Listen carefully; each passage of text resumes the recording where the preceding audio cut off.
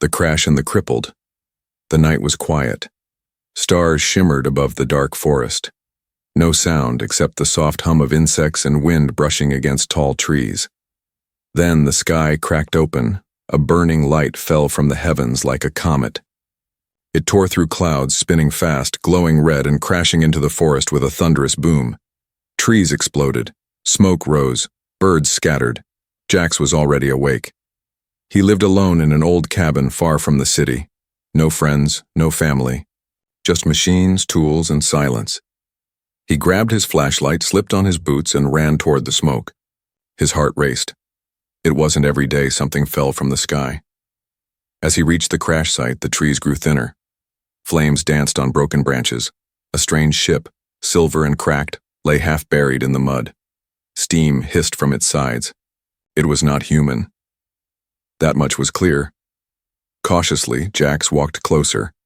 He placed a hand on the cold metal, then climbed inside through a split panel. The inside smelled like burnt wires and blood. Then he saw her. In the corner of the ship, under collapsed seats and glowing debris, was a girl, not a human girl.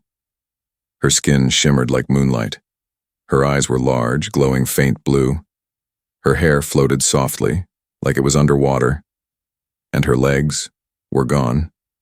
There was nothing below her hips. Only a dark fluid spreading around her. Jax froze. The girl opened her eyes weakly. Her lips moved, but no sound came.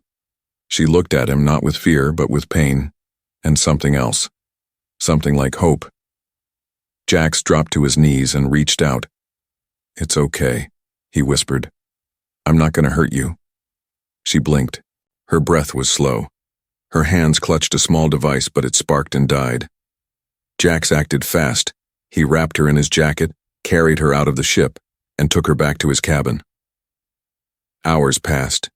He laid her on a soft blanket, cleaned her wounds, stopped the bleeding. She didn't speak, but she never took her eyes off him. She didn't cry. She didn't scream. She just stared. Quiet. Calm. Jax tried to offer her water. She took it with trembling hands. She drank slow, like every drop mattered. Later that night, as the fire crackled inside the cabin, Jax sat on the floor watching her. "Who are you?" he asked softly. "Where did you come from?" No answer. He sighed, looked down at his hands. They were covered in grease and dirt. Tools lay all around him. His home smelled like metal, oil, and loneliness. He hadn't spoken to a real person in weeks, and now here was this alien girl, legless, silent, staring at him like he was the only thing keeping her alive. He thought of leaving her there, letting the government find her. But something inside him refused. Maybe it was the way she didn't beg. Maybe it was the way she fought to stay alive. Maybe it was because she reminded him of himself. By morning, the news had spread. "Unidentified object crashes in forest," the radio said. Search teams were on the way. Drones, too. Jax knew he didn't have much time. He looked at her again. She was still awake, breathing shallow, her eyes watching him closely. Jax stood up. "I need to hide you," he said. "They're coming." She didn't answer, but her hand reached toward his. Weak, shaking, but reaching. He held it. "I'll build you legs," he whispered. "I don't know who you are, or what you are, but you're not dying here." Outside, the forest was quiet again, but above the trees, drones hummed faintly in the sky. The girl who didn't beg, she never screamed. Not when she woke up covered in bandages, not when her nerves twitched from the pain. Not even when she tried to sit up only to remember. She had no legs. She just stared. Silent, unblinking. Watching everything. Jax had seen injured people before. Soldiers, survivors. They always cried. They begged for help. But this alien girl, she didn't. Her strength scared him a little. He worked quietly through the day. Wires, steel rods, motors. His cabin had become a lab, a forge, a hospital. She lay on a makeshift bed, wrapped in clean sheets, a thin blanket over her broken body. She still held that small device, burnt and dead, but never let it go. She refused food at first, refused water. Jax didn't push. He just placed everything beside her and returned to his workbench. He was building legs, not perfect ones, not advanced, but something that could move, something that could hold her up. He had never built for someone else, never cared to. Now, he was building for someone who hadn't spoken a word, but had said everything with her silence. 3 days passed. She finally drank a full glass of water. She still didn't speak. On the 4th night, Jack sat by the window staring out into the trees. The news was quiet now. The search had slowed. They thought the wreck was a meteor. No alien tech found. They didn't know she existed. Yet Jax looked back at her. She was watching him again, like always. He chuckled. "You gonna keep staring at me forever?" No reply. He stood up and brought over the small metal frame. 2 basic legs, thin, ugly, but functional. "I don't know how your body works," he said. "But I studied the joints. Maybe this'll help you stand again, maybe not." She didn't move, didn't blink. Then slowly, she raised one hand, pointed at the legs, then at herself. He nodded. "Yeah, for you." For the first time, she tried to smile. It wasn't a full smile, but it was there. Slight, soft, like a whisper. The fitting was hard. Her skin reacted to metal. Sparks flickered. Jax adjusted the connection, wrapped the contact points in special cloth, rechecked the stabilizers. She didn't cry once. She hissed in pain, sweat forming on her glowing skin, but she gritted her teeth and held on to the table. Her fingers dug into the wood. Then she stood, shaky, wobbly, like a baby deer on ice, but she stood. Jax stepped back, speechless. She took one step. The leg motor clicked, the frame creaked, her face twisted in pain, but she took another, and then she fell. Jax ran to catch her, but she pushed him away. She crawled back to the table and stood again. This time she walked 5 steps before falling. She didn't ask for help. She didn't want pity. She just wanted to walk. That night, Jack sat by the fire, her mechanical legs resting nearby for adjustments. She sat across from him, staring into the flames. "You're not like anyone I've ever met," he said. "Even humans break easier than you." She looked at him. Then slowly, finally, she spoke. Her voice was soft, raspy, like wind through broken glass. "Kaelna," she whispered. He frowned. "Is that your name?" She nodded. "Kaelna," he repeated. "Nice to meet you." She hesitated, then pointed at him. "You?" "Jax," he replied. "Just Jax." She gave a slow nod, then looked down at her legs. He followed her gaze. "I'll make them better," he said. "Stronger, faster, maybe even beautiful one day." Kaelna looked at him, and for the first time her eyes weren't just full of pain. They were full of something else. Trust. But outside the cabin, under the trees, a quiet red light blinked. A hidden drone, the size of a bird, had found the heat signature of the crash survivor, and it was already sending a signal. They were not alone anymore. Mechanical legs and emotional wounds. The morning was colder than usual. Frost covered the window of Jax's cabin, but inside the fire was warm, and Kaelna stood, barefoot on metal legs, trying again. 1 step, 2 steps, pause, breathe, repeat. She fell.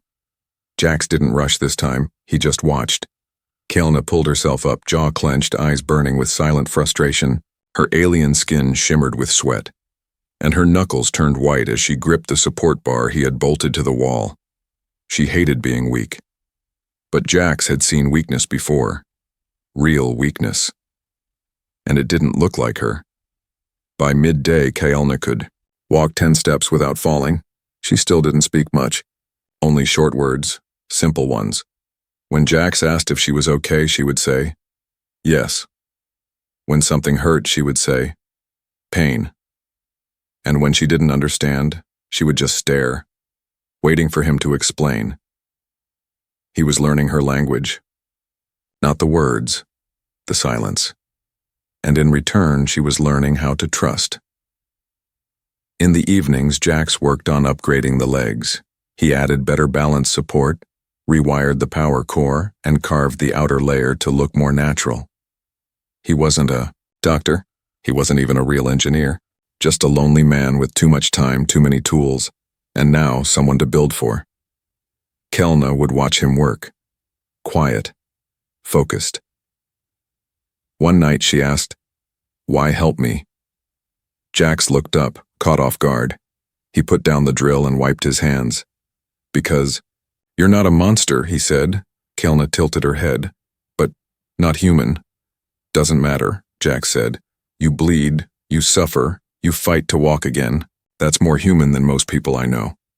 She didn't smile, but her eyes softened. That same night, Jax showed her an old photograph, a small boy, a woman, a man, all smiling. "My family," he said. "Dead now." Kaelna touched the photo, gently. "You alone?" He nodded. She said nothing, but her hand rested on the photo for a long time, like she was memorizing their faces. The next day, he found her outside the cabin. She stood under the rising sun, both hands open, face lifted. Toward the sky, her metal legs shook slightly, but she stood tall. "Why are you out here?" Jax asked, stepping beside her. She whispered, "I wanted to feel the light." Jax blinked. "Do you feel it? The sun?" Kaelna nodded slowly. "My world. Always dark." That hit him hard. He never thought about where she came from, what she'd lost. Maybe she had a family too. Maybe someone was still looking for her. Or maybe no one was. But peace doesn't last long. That night, something blinked red behind the trees. Jax was sleeping when the door creaked. Kaelna stood near it, wide-eyed, staring outside. Jax sat up, groggy. "What is it?" She didn't answer, just pointed. He followed her gaze. Far in the distance, barely visible through the thick trees, something moved, a floating drone. Jax grabbed his binoculars. His blood went cold. "That's not ours." The drone scanned slowly, light sweeping over the ground like a searchlight. Then it turned and flew away. "Pack everything," Jax said. "We're leaving." Kaelna stepped closer. "Danger?" He nodded. "Someone found us. They'll come back. With more." She didn't argue. She helped him gather supplies, tools, wires. His old blaster, the prototype legs. Within minutes, they were ready. As they left the cabin, Kaelna paused by the doorway. "This was safe," she whispered. Jax nodded. It was. Then they vanished into the forest, shadows under starlight. Far above them, in orbit, a ship received the signal from the drone. Inside that ship, a tall alien creature reviewed the footage. "Target. Confirmed," it said. A second voice hissed. "The traitor still lives." The commander narrowed his eyes. "She should have died in the crash." Another voice responded coldly. "She'll die soon enough." Visitors in the night fell like a blanket soaked in fear. The forest was quiet. Too quiet. Jax and Kaelna had traveled for hours through thick woods, past rivers, and over steep rocks. They finally found shelter in an old power station, abandoned, rusted, and half swallowed by vines. Inside, it smelled like dust and metal. But it was dry and hidden. Jax pushed a heavy crate in front of the door, then checked the windows. No sign of drones. Kaelna sat on the floor, her legs twitching. cooling down from the stress of walking nonstop. Her mechanical joints were strained, but she didn't complain. Jax pulled out his toolkit and sat beside her. "You pushed too hard," he said. "Again?" "I must walk," Kelna replied quietly. Jax looked at her. "You're not a soldier.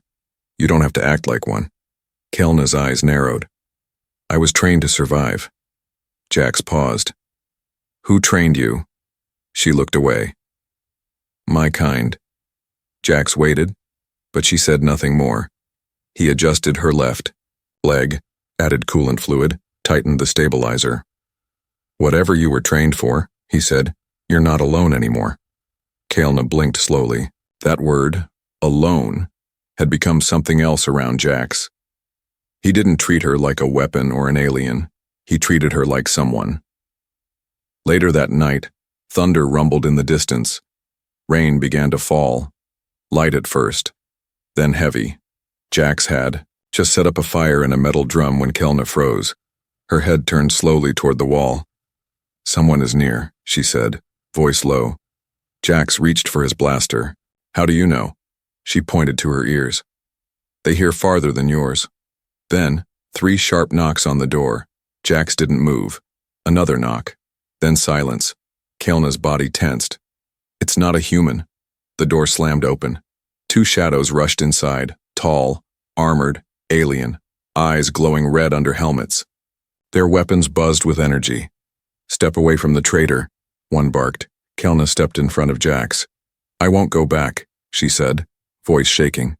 "You've broken the code," the second soldier hissed. "Your life is forfeit." Jax raised his weapon. "She's under my protection." They laughed. "You think you matter, human?" Kelna moved fast. With a sudden scream, she leapt forward, legs whirring, slammed into the first soldier with metal force. His head cracked against the wall. The second turned his blaster toward her, but Jax fired first. Blue energy flashed. The alien staggered, then fell, groaning. Kelna stood over them, breathing hard. She grabbed a weapon from the fallen one and aimed it, but she didn't fire. She just stared at them, at the ones who once called her sister. "They were my guards," she said. "Now they're hunters." Jax stepped beside her. "Why are they hunting you?" Kelna looked down. "I disobeyed," she whispered. They tied the 2 aliens and left them unconscious inside the building. Then, under the cover of the storm, Jax and Kelna kept moving, this time heading for an old mining facility Jax remembered from his childhood. Remote, cold, forgotten. As they walked through the trees, Jax asked again, "Kelna, what did you do?" She hesitated, then finally spoke. "My people wanted to test Earth," she said. "They called it a soft recon. They would scan your world, steal samples, decide if humans were a threat." Jax frowned. "And you were part of that?" "Yes," she said. "But I didn't agree. I saw things. Humans laughing, helping each other, building. I questioned the mission. And so they tried to kill you," Jax said quietly. She nodded. "I stole the data," she whispered. "I ran. My ship crashed before I could send it." Jax felt the weight of her words settle like lead in his chest. "So that ship," he said, "was never meant to land." Kelna nodded again. "I was supposed to die in space, quiet, forgotten." But she hadn't. She had survived, and now the ones who betrayed her wanted to finish the job. As they reached the edge of a cliff, Kelna stopped. Rain still poured. Lightning flashed behind her, lighting up her face. She turned to Jax. "You saved me," she said softly.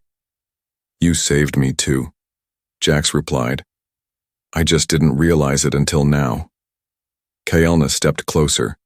The wind whipped through her silver hair. Her glowing eyes locked with his. "I won't run anymore," she whispered, "but I won't let them hurt you either." Jax looked at her, this alien girl who once had no legs, no voice, no hope, and realized she had become something else entirely. She wasn't a weapon. She wasn't a threat. She was a survivor, and she was his friend. But far behind them in orbit, another ship was arriving. Larger, faster, deadlier. And this time, it carried not just soldiers, but a queen. And she was furious. Wanted and hunted, the air was thinner up here. Jax and Kelna had climbed deep into the northern mountains. Cold, steep, wild. The sky stretched gray above them. Storms were coming, but they had no time to stop. The hunters were already close. Kelna could feel them. Not hear. Not see, just feel. They've called in outsiders, she said. Jax adjusted his backpack. What do you mean, outsiders? Not my people, she replied. Worse, mercenaries, paid killers. Jax gritted his teeth. They want you. That bad? Kelna gave him a look, tired, fierce, honest. I stole the only thing they fear. What? She looked away. The truth. They found shelter in a cave that once belonged to miners. Old rusted tools still lay in the corners. The wind howled through the broken pipes like ghosts crying out. Kaelna sat down slowly. Her mechanical legs sparked now and then, worn from days of walking, fighting, running. Jax knelt beside her, checking the joints. You need rest, he said. She shook her head. They're coming. I know, but even warriors need sleep. Kaelna looked at him. You're not a soldier. Yet. You fight. Jax gave a half smile. Yeah, well, I used to fight different things. Loneliness, boredom, guilt, this is new. Her eyes lingered on his face longer than usual, like she was trying to remember it. Like she didn't want to forget. That night they took turns watching the mountain pass. At Jax's turn, he saw them. 3 figures, walking slowly. Not armored like soldiers, but cruel in movement. Confident. Shadows that hunted in silence. Kaelna, he whispered. They're here. She rose without fear, picked up the alien blaster she had taken earlier. Its blue lights glowed in her hands. Let's lead them away from the cave, she said. Jax frowned. You sure? They want me, not you. He shook his head. We stay together. I made a promise. Kelna stared at him, this strange, stubborn human who refused to leave. She nodded once. Then we fight. They moved across the cliffs, leading the hunters toward a rocky path. Jax had set traps, basic ones with wires, falling rocks, flash bombs. The first mercenary triggered a tripwire. Boom. A boulder crashed down, knocking him into the ravine. But the second was faster. He shot a stun bolt that grazed Kaelna's shoulder. She fell, sparks flying from her arm. Jax fired back, forcing the attacker into cover. Then, something snapped inside Kaelna. She stood, her eyes glowing bright. Her palms lit up with white-hot light. Jax froze. You okay? He shouted. Kaelna didn't answer.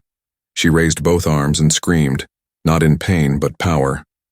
A pulse exploded from her body like a silent wave, slamming into the mercenaries. They flew backward like dolls. One hit a rock and went limp. The other vanished over the cliff. Silence followed. Jax ran to her. Kelna collapsed into his arms, breathing hard. I didn't know. I could do that, she whispered. Jax held her close. Remind me never to piss you off. She laughed weakly. Later, inside the cave, Kaelna rested while Jax recharged her leg cores using a portable cell. He looked at her. You said you stole something, he said. Something they fear. Kaelna opened her eyes. Yes. What is it? A memory, she said. A file, from the Queen herself. She wanted Earth destroyed, not studied. Jax blinked. Wait, what? She lied to her council, told them Earth was empty, no intelligent life, easy to take. But when they sent scouts, Kelna continued, they saw humans, art, music, families, resistance, but she hid that data. I made a copy. Jax sat back, stunned. She wants A quiet invasion, Kelna said. But if I release this file, her plan ends. They won't trust her again. And they'll kill you before that happens, Jax muttered. Kelna nodded. That's why we're hunted. He looked into her eyes. You're not just trying to survive, he said. You're trying to stop a war. Kelna didn't answer, but her silence said enough. Far above Earth, inside the Queen's ship, a hologram flickered. It showed Kelna's energy pulse. The Queen's cold silver eyes narrowed. She's awakening, the Queen said. That bond with the human is unlocking her core. A servant trembled. Shall we send more hunters? The Queen turned away. No, I will go myself. Back in the cave, Jax was drifting off. Kelna sat awake watching the flames.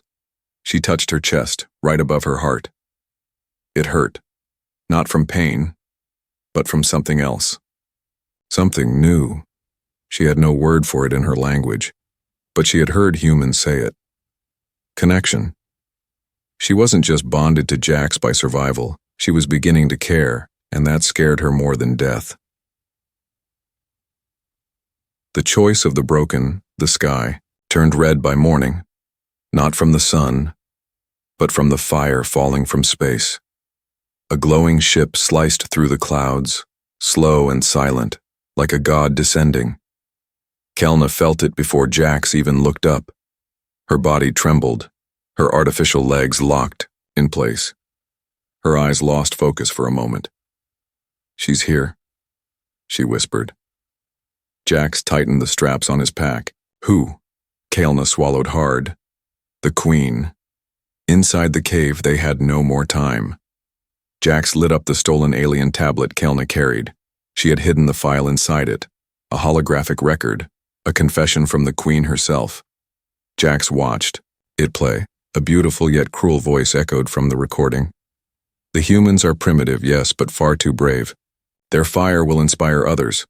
We must end them before their spirit spreads. We will wipe them clean.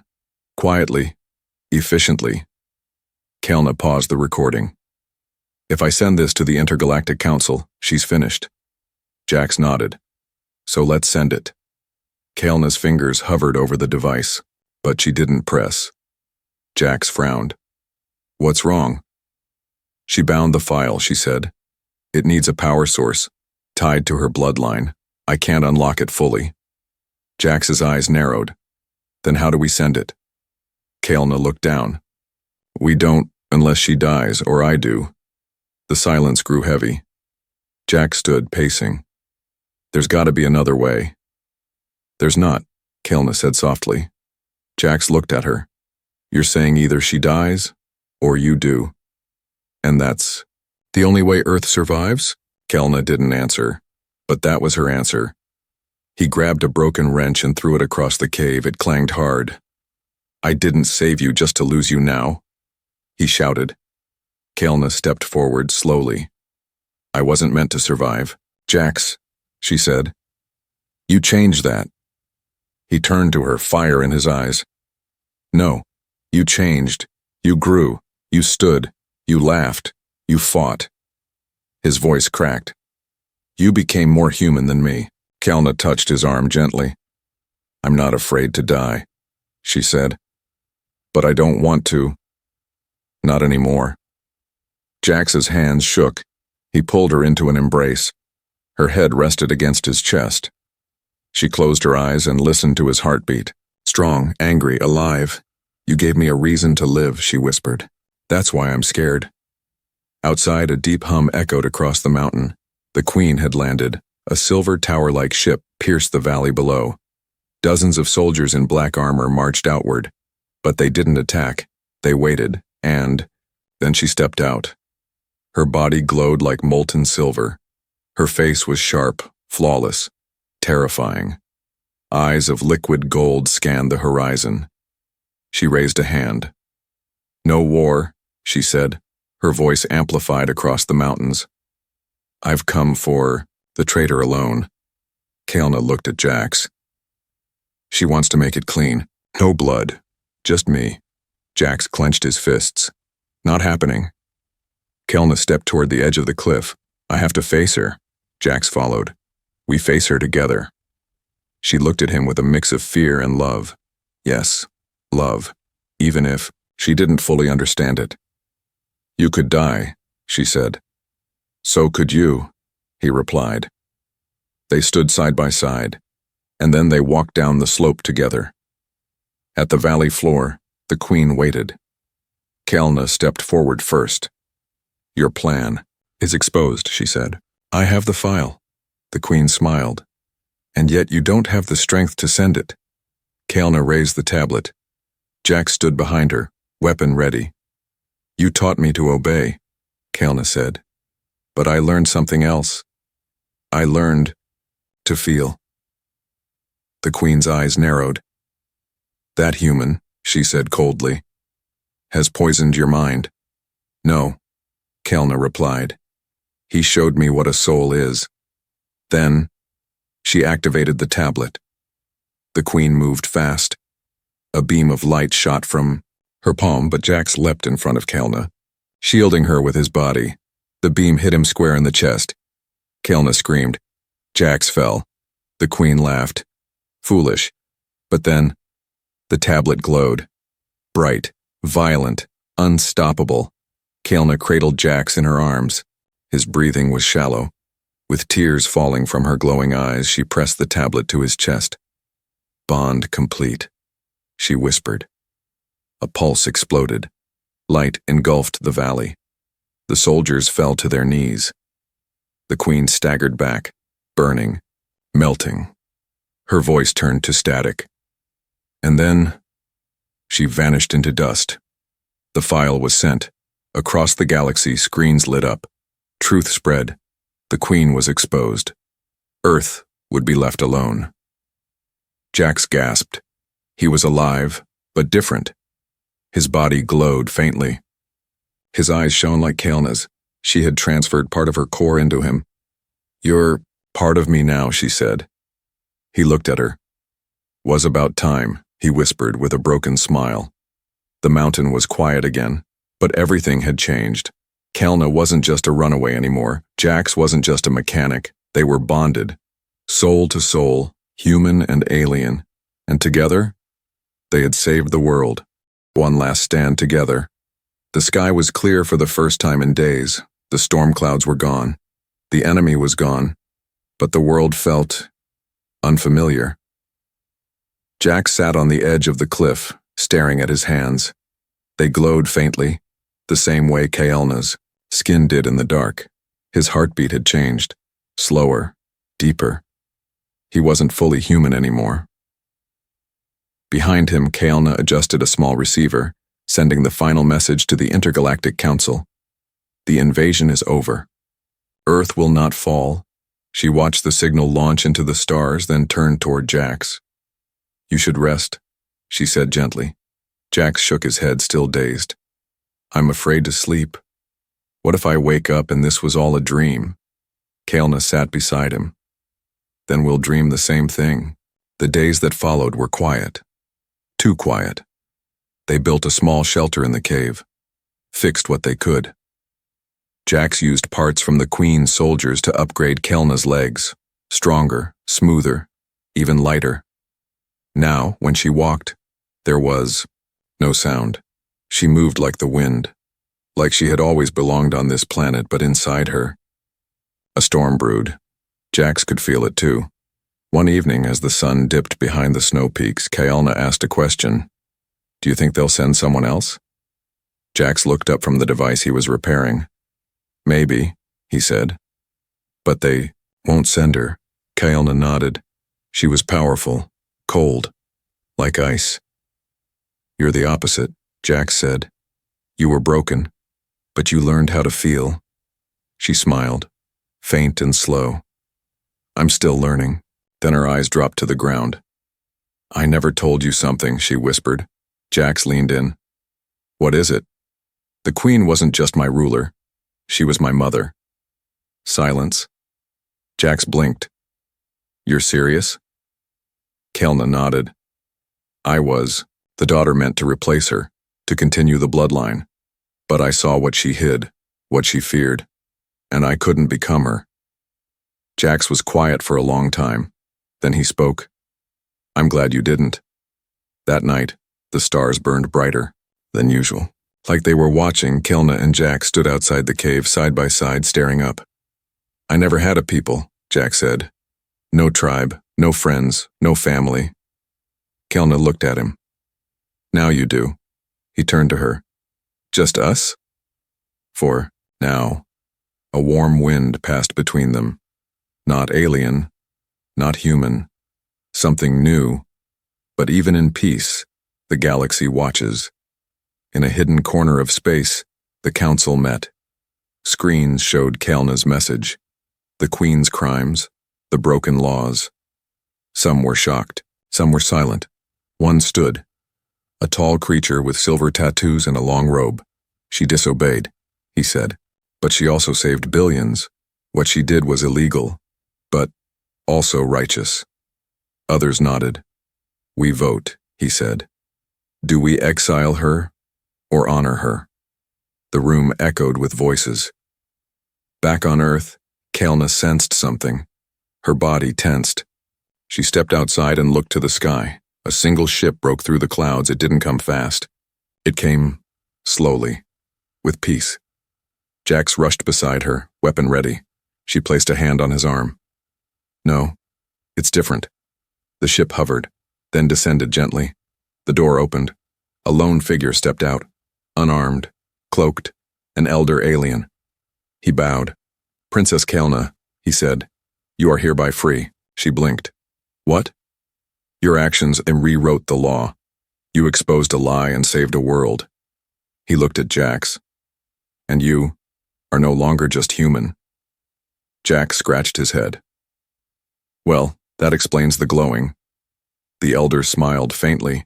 You both are bonded, more than physically, spiritually. Kelna stepped forward. What happens now? You may come with us, he said. Be honored. Be safe. She turned to Jax.